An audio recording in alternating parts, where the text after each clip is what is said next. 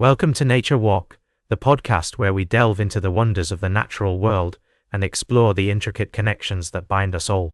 I'm your host, David, and I'm delighted to share with you a most intriguing tale that may seem unconventional at first, but bear with me, dear listeners, as we venture into the realm of music and amphibians. Today, we find ourselves in the company of Bad Bunny, the renowned Puerto Rican musician, and his unlikely friend, Concho, a charming frog character. In the recently released video for Que Tu Te Crees, we're treated to a narrative that's both a reflection of human emotions and an exploration of the natural world. As we follow Concho's nocturnal adventure, we're reminded of the complexities of relationships and the universal language of heartbreak. As Concho navigates the ups and downs of love and friendship, we're struck by the parallels between his experiences and those of humans. The video's use of anthropomorphism allows us to connect with Concho on a deeper level, highlighting the shared emotions that transcend species. It's a poignant reminder that, despite our differences, we're all part of a larger web of life, connected by our experiences and emotions. As we observe Concho's journey, we're also invited to reflect on the human impact on the natural world. The video's depiction of a frog character in a human-dominated environment serves as a metaphor for the ways in which our actions can affect the lives of other species. It's a thought-provoking commentary on the interconnectedness of our world and the need for empathy and understanding. As we take a moment to appreciate the creativity and artistry that went into crafting this unique narrative, let's not forget the importance of preserving the natural habitats that inspire such stories. The frogs, like Concho, that inhabit our planet, are an integral part of the delicate balance of ecosystems, and it's essential that we continue to work towards protecting their homes and ensuring the long-term health of our environment. And so, dear listeners, as we conclude this opening segment of Nature Walk, I invite you to join me on a journey of discovery, exploration, and appreciation for the natural world. We'll be right back with more fascinating stories from the natural world on Nature Walk. Welcome back to Nature Walk. I'm your host, David. As we continue on our journey through the natural world, we're going to shift our focus from the wonders of individual species to the broader impacts of climate change on our ecosystems and communities. Today, we're going to explore a critical aspect of how scientists and managers are working together to protect our natural resources in the face of rising temperatures and more extreme weather events. In recent years, the United States has seen an increase in devastating wildfires, from the Southwest to Hawaii and the Pacific Islands. These fires have not only threatened communities, but also ecosystems, highlighting the need for effective strategies to manage and mitigate their impact. Researchers with the Climate Adaptation Science Centers have been at the forefront of this effort, developing forecasting models that identify areas at greatest risk of wildfire at different times of the year. Imagine being able to predict where and when fires are most likely to occur, allowing communities to take proactive steps to protect themselves and their environments. This is precisely what these researchers are doing, working closely with forest and wildland managers to create solutions tailored to each area's unique conditions. They're helping city planners find the most effective methods to reduce fire risks in wildlands near homes, integrating research into best practices for managing wildfires. But wildfires are just one part of the puzzle. Rising sea levels pose another significant threat, particularly to coastal ecosystems like salt marshes in the Northeast. These marshes serve as natural buffers against storms and provide vital breeding grounds for fish. However, they're at risk of drowning as sea levels rise faster than sediment can accumulate. Adaptation researchers have been developing local flood projections to help protect these critical areas, collaborating on restoration efforts, including assessing sediment buildup and creating procedures for restoring and monitoring marshes. In the Northwest and Alaska, salmon are facing a different challenge as temperatures rise in their spawning streams. Warm water makes them sluggish, vulnerable to predators, and can even be lethal.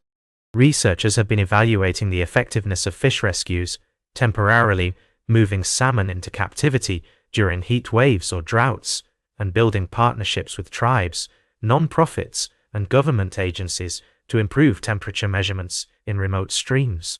Furthermore, rising temperatures are expanding the range of invasive species, which can outcompete native plants and animals, host pathogens harmful to natives, and cost the economy billions of dollars.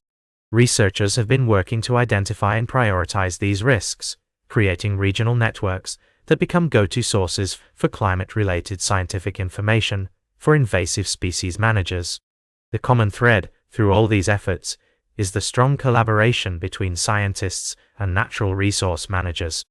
This partnership is crucial for putting knowledge into practice, especially as climate extremes are likely to increase in the coming years. Losing the ability to conduct this adaptation, science would leave the United States more vulnerable to future climate hazards, undermining the progress made in protecting our natural resources and communities. As we navigate the complex challenges posed by climate change, it's clear that scientific research and community action are not just complementary but essential components of our response. By supporting these efforts, we can build resilience against climate risks and ensure a more sustainable future for all.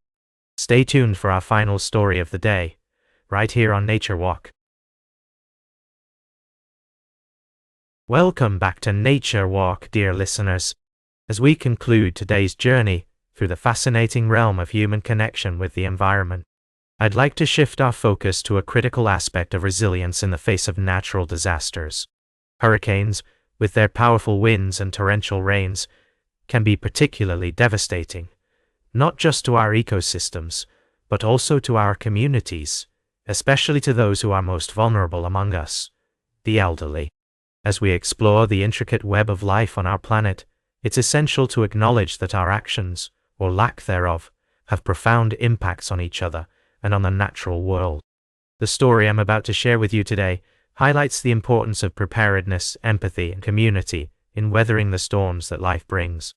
Hurricane season, which begins on June 1st, serves as a stark reminder of nature's power and our need for vigilance.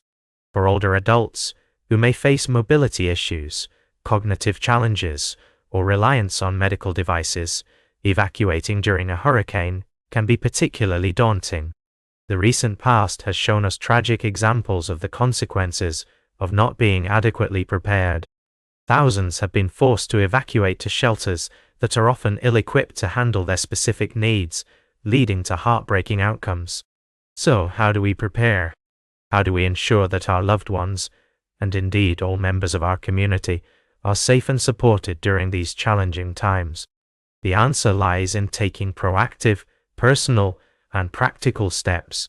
It begins with creating an emergency folder filled with vital documents such as prescription lists, financial records, and contact information for family, friends, and neighbors who could provide assistance. Consider the use of medical ID bracelets or cards for those with memory loss, and ensure that critical documents like wills, home deeds, and insurance records are safely stored in waterproof containers.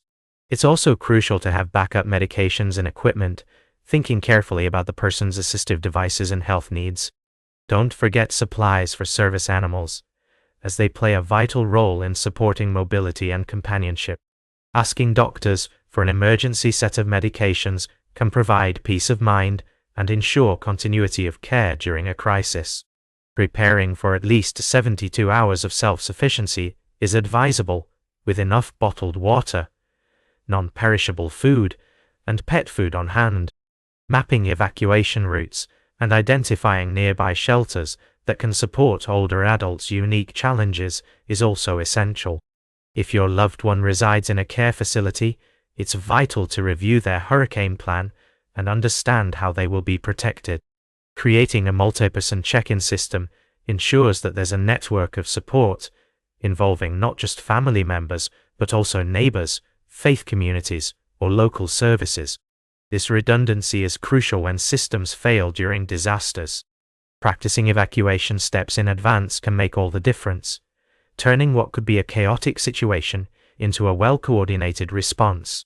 Perhaps most importantly, emergency planning should be done with older adults, not just for them. Their wisdom, preferences, and desire for autonomy are invaluable in crafting plans that will truly work during a crisis. It's about honoring their independence while ensuring they have the support they need. As we reflect on these steps towards resilience, let's remember that our individual actions contribute to the strength of our communities. By preparing with purpose and considering the needs of all members, especially those who are most vulnerable, we build a safer, more compassionate world for everyone. That's all for today's Nature Walk. Remember to like, share, and subscribe. And until next time, keep exploring your natural world.